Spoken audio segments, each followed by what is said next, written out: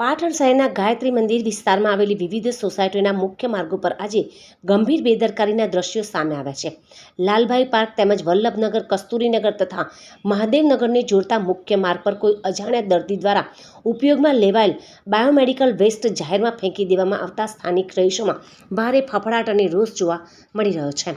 જાહેર માર્ગ પર રઝળતા આવા જોખમી કચરામાં વપરાયેલી સોય, સિરિંજ તેમજ પાટાપિંડી અને અન્ય તબીબી સામગ્રી જોવા મળી રહી છે.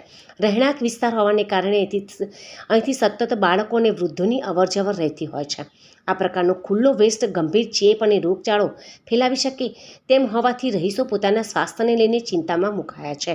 સ્થાનિક સોસાયટીના રહીશોએ આક્ષેપ કર્યો છે કે કોઈ જવાબદાર વ્યક્તિ દ્વારા નિયમોનું ઉલ્લંઘન કરીને આ કચરો અહીં નાખવામાં આવ્યો છે.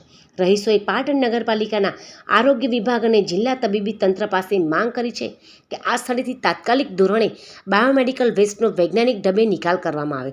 આ જોખમી કચરો ફેંકનાર તત્વોની સીસીટીવી કે અન્ય માધ્યમો દ્વારા તપાસ કરી તેમની સામે કડક કાયદેસરની કાર્યવાહી કરવામાં આવે. જો આગામી સમયમાં આ દિશામાં યોગ્ય પગલાં લેવામાં નહીં આવે તો સ્થાનિક લોકો દ્વારા ઉચ્ચ કક્ષાએ રજૂઆત કરવાની ચીમકી પણ ઉચ્ચારવામાં આવી છે.